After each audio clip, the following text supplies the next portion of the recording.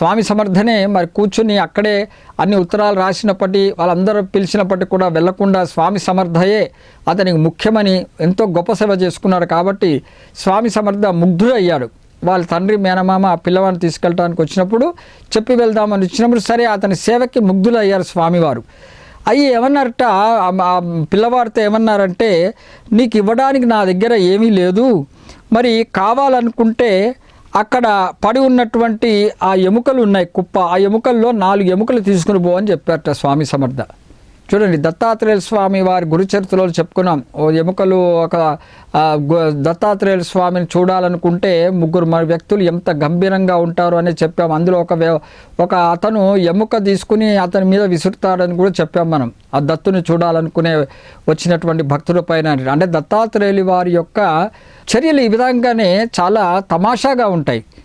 మరి అంత సేవ చేసుకున్నాడు కదా, వాళ్ళ బంధుమిత్రులు స్నేహితులు ఎవరిని కూడా ఆయన లెక్క చేయకుండా స్వామి సమర్థయే సేవ నాకు ముఖ్యం అనుకునేటువంటి ఆ భక్తుడికి మరి తండ్రిను మరియు మేనమామ వచ్చి తీసుకువెళ్తుంటే దర్శనం చేసుకుని చెప్పిపోదాని వస్తే స్వామి సమర్థ ఏమంటున్నట్ట, నా దగ్గర ఇప్పుడు ఏమీ లేదు నీకు ఇవ్వటానికి, కావలిస్తే అక్కడ పడి ఉన్నటువంటి ఎముకల కుప్పలో 4 ఎముకలు తీసుకుపో అని చెప్పారట స్వామి సమర్థ. కానీ ఆ పిల్లవాడి యొక్క ఆ నమ్మకం ఎంత గొప్పదో చూడండి. వెంటనే ఏమీ మాట్లాడకుండా 4 ఎముకలు తీసుకున్నట్టండి. ఎందుకంటే స్వామి సమర్థ అంటే అంతటి పూర్తి విశ్వాసం, నమ్మకం అతనికి.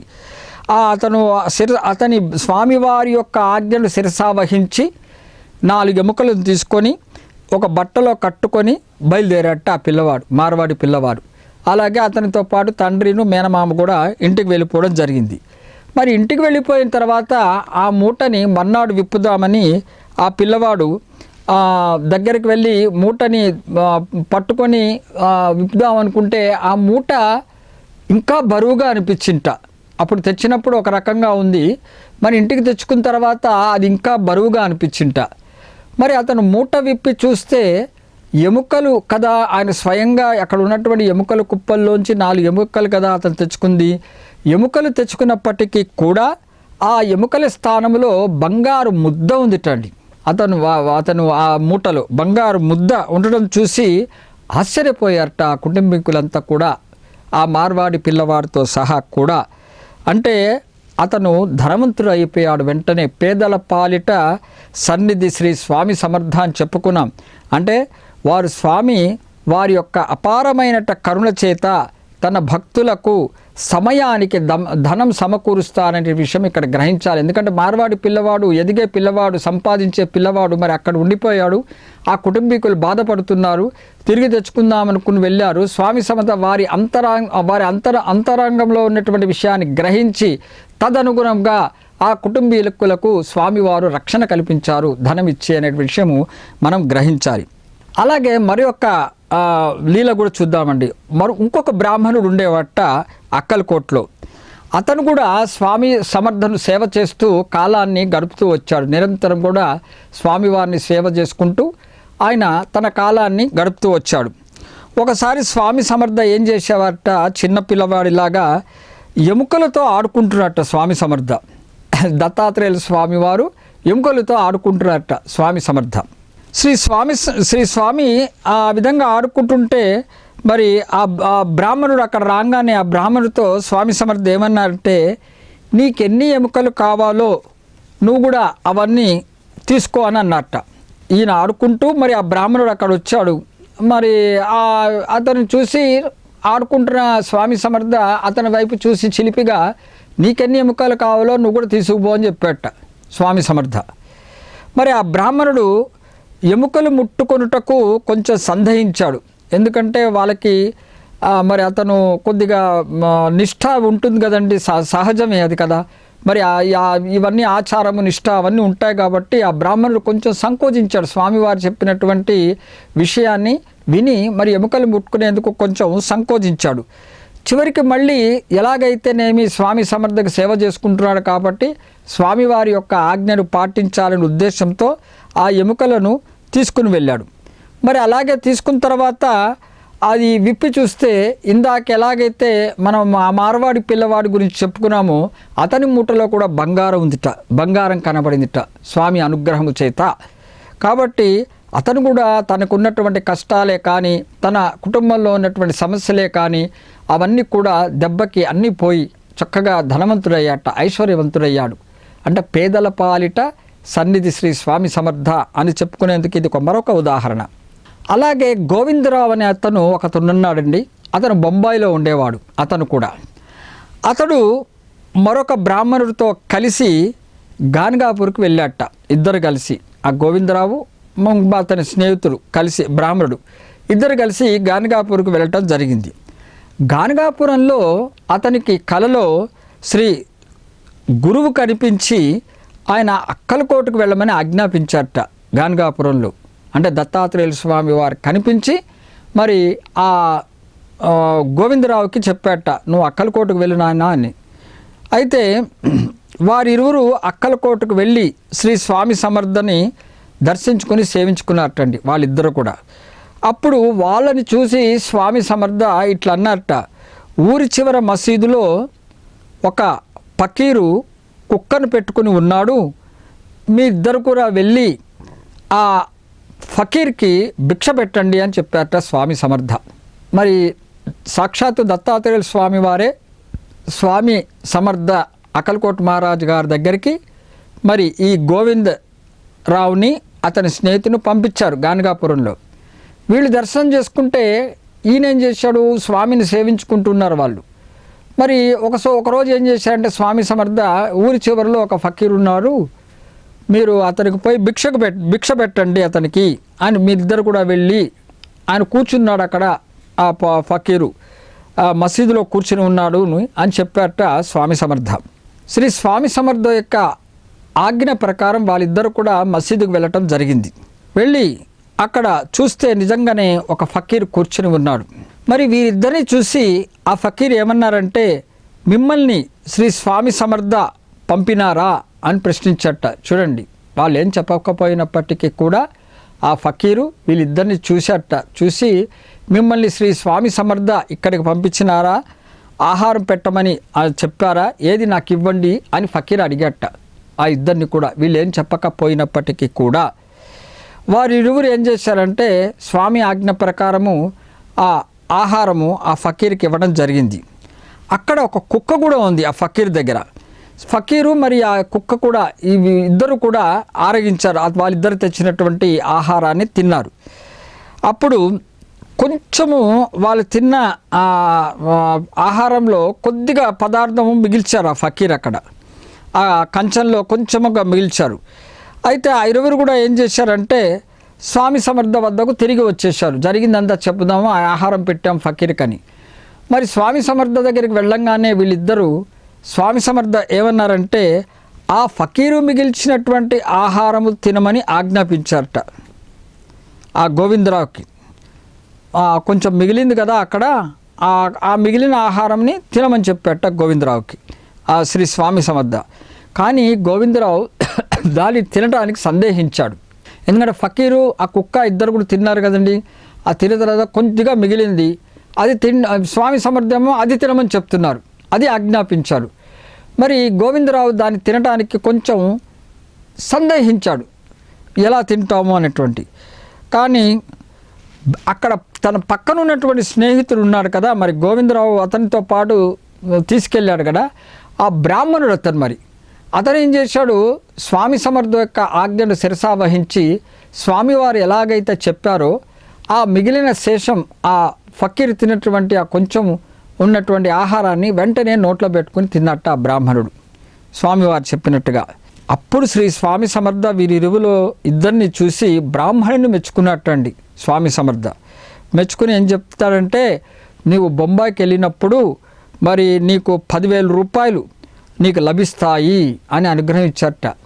ఇక్కడి నుంచి నువ్వు బొంబాయికి వెళ్తావు కదా, అక్కడ నువ్వు వెళ్ళంగానే నీకు ఒక 10,000 రూపాయలు రొక్కం వస్తుంది అని చెప్పి స్వామి సమర్థ గోవిందరావుతో ఏం చెప్తారంటే, నీవు ఇంకా భక్తిలో ఇంకా ఎదగలేదు అని సూచిస్తారట. ఎందుకంటే స్వామివారు చెప్పినట్లుగా చేయలేదు కదండి మరి. ఎందుకంటే సాక్షాత్తు దత్తాత్రేయుల స్వామివారే కదా మరి అతని కలలో కనిపించి మరి నువ్వు అక్కలకోటకు వెళ్ళు అని చెప్పినప్పుడు మరి అంతటి దత్తాత్రేయుల స్వామి వారే చెప్పినప్పుడు అక్కలకోటకు వచ్చినప్పుడు అక్కలకోటలో ఉన్నటువంటి స్వామి సమర్థ చెప్పినట్లుగా చేయాలి కదా, చేయలేదు కదా. మరి అతను ఫకీరు తిన్న శేషాన్ని ఎలా భుజిస్తాను అనేటువంటిది ఆ గోవిందరావుకి సందేహం కలిగింది. కాబట్టి అతను ఇంకా భక్తిలో పండలేదని ఉద్దేశం మనం గ్రహించాలి. బ్రాహ్మణుడు మటుకు వెంటనే తిన్నాడు, స్వామి అనుగ్రహాన్ని సంపాదించాడు. బొంబాయికి వెళ్తే 10 రూపాయలు నీకు వస్తాయని అనుగ్రహించారు కూడా స్వామి సమర్థ.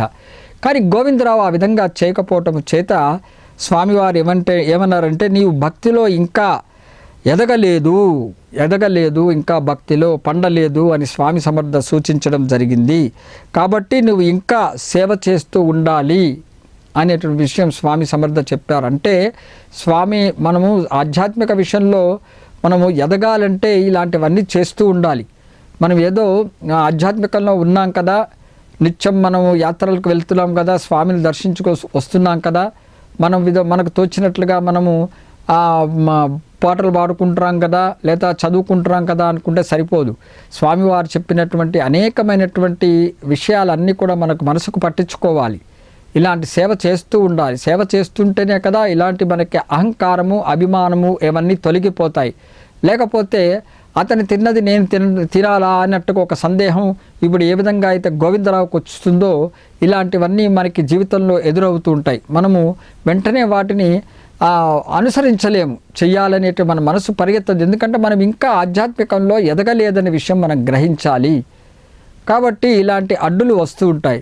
స్వామి సమర్థ అందుకనే చెప్పారు, నువ్వు ఇంకా ఎదగలేదు, పండలేదు, కాబట్టి నువ్వు ఇంకా సేవ చేసుకోవాలి అని ఆ గోవిందరావుకి చెప్పటం జరిగింది. ఈ బ్రాహ్మణుడు స్వామి అనుగ్రహం ఆశీర్వాదం తీసుకొని బొంబాయికి వెళ్ళిపోయాడు.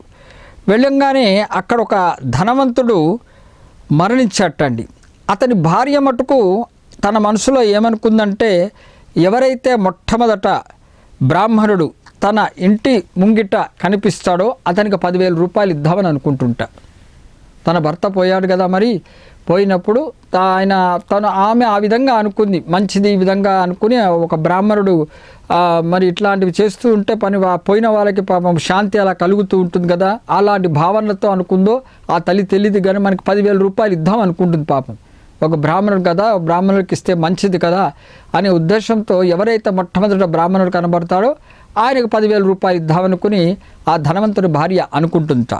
మరి అదే సమయంలో ఇప్పుడు స్వామి సమర్థ దగ్గర అయితే ఎవరైతే గోవిందరావుతో వచ్చినటువంటి ఆ బ్రాహ్మణుడు మరి ఆ ఫకీరు యొక్క శేషాన్ని తిన్న తర్వాత స్వామి సమర్థ అది చూసి అతనికి అనుగ్రహిస్తాడు కదండి. స్వామి సమర్థ నీకు బొంబాయికి వెళ్ళిన తర్వాత 10,000 రూపాయలు నీకు లభ్యమవుతాయని చెప్తారు కదా.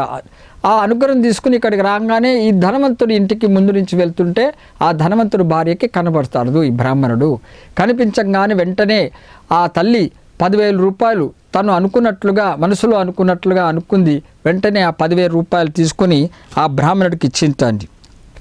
మరి ఎవరైతే అక్కలకోటకు వెళ్ళి స్వామి సమర్థన అనుగ్రహం చెందాడు అతనికి కానుకగా ఆమె ఇవ్వటం జరిగింది. అతను ఎంతో ఆనందపడ్డాట, స్వామి సమర్థన తలుచుకున్నట్ట. వెంటనే స్వామివారి యొక్క మాటలు గుర్తుకొచ్చాయట, ఎంత మహనీయులు నన్ను అనుగ్రహించారు స్వామి సమర్థనని మళ్ళీ మనసులో తలుచుకుని స్వామి సమర్థకి కృతజ్ఞత చెప్పుకుంటూ మరియు మనస్ఫూర్తిగా నమస్కరించుకున్నట్ట. అలాగే గణేష్ మూలేకర్ అనే అతడు ఉండేవాడండి. అతను కూడా స్వామికి గొప్ప భక్తుడు.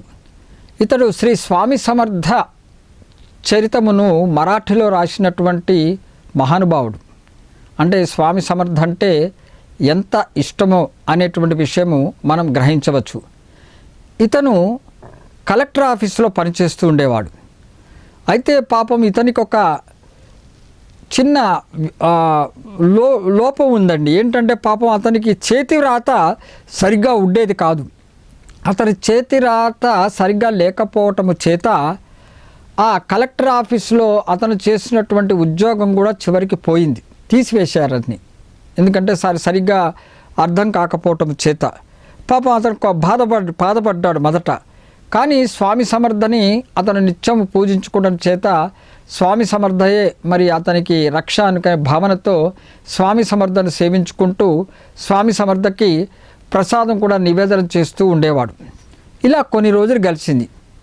ఒకసారి ఏమైందంటే శ్రీ స్వామి సమర్థ శిష్యుడు మరొక శిష్యుడు మాట మరి ఈ గణేష్ మూలేకర్ని కలిసి స్వామివారికి పెరుగు పెట్టమని చెప్పేటండి. పెరుగుని నివేదించమని చెప్తాడు ఆ శిష్యుడు. సరే ఈ మూలేకర్ ఏం చేస్తాడంటే, అలాగే పెడతాను ఈరోజు స్వామివారికి నైవేద్యంగా అని చెప్తూ పెరుగు తెచ్చుకుందామని బయలుదేరుతూ, అతనికి ఉద్యోగము లేదు అనే విషయము, అంటే అతనికి జరిగిన సంఘటన మరి ఈ శిష్యుడికి చెప్తాట. చెప్పి మీరు స్వామివారికి చెప్పండి, నేను ఈలోగా పెరుగు తీసుకుని వస్తాను అని చెప్పి బయలుదేరుతాడు. అంటే అతని నిరుద్యోగం గురించి స్వామివారికి మనవి చేయమని చెప్తాట ఆ మూలేకర్ ఆ శిష్యుడికి. మరి ఆ శిష్యుడు స్వామి సమర్థ వద్దకు వెళ్ళి అతను చెప్తాడు, అతని ఈ విధంగా అతని నిరుద్యోగంతో బాధపడుతున్నాడు అనేటువంటి విషయము స్వామి సమర్థకి చెప్పడం జరుగుతుంది.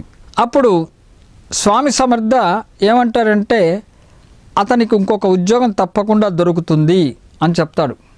ఎందుకంటే ఆయన పెరుగు తీసుకుని వస్తాడు, ఈలోగా స్వామి సమర్థను కలుస్తాడు. కలిసినప్పుడు స్వామి సమర్థ చెప్తాడు, నీకు మరొక ఉద్యోగం వస్తుంది, నువ్వేం భయపడవలసిన పని లేదు అని. మూలేకర్ అప్పుడు వెంటనే ఏమంటాడంటే, మరి జీతం ఎంత అని అడుగుతాట. స్వామి మరి నాకు జీతం ఎంత వస్తుంది స్వామి, మరొక ఉద్యోగం వస్తుందన్నారు కదా అంటే, స్వామి సమర్థ అంటాట 1,00,000 రూపాయలు వస్తుందని చెప్తాట. నీకు 1,00,000 రూపాయలు నీకు వస్తుంది అని చెప్పడం జరుగుతుందన్నమాట. మరి ఇది విన్ని ఆశీర్వచనం తీసుకొని మూలేకర్ అతని ఇంటికి వెళ్ళిపోతాడు. అతని ఇంటికి వెళ్ళిపోయిన తర్వాత కలెక్టర్ ఆఫీస్ నుంచి మళ్ళీ అతనికి ఒక ఉత్తరం వస్తుంది. వచ్చి అతనికి కలెక్టర్ ఆఫీసులో మొదట క్లర్క్గా మళ్ళీ ఉద్యోగం వస్తుంది.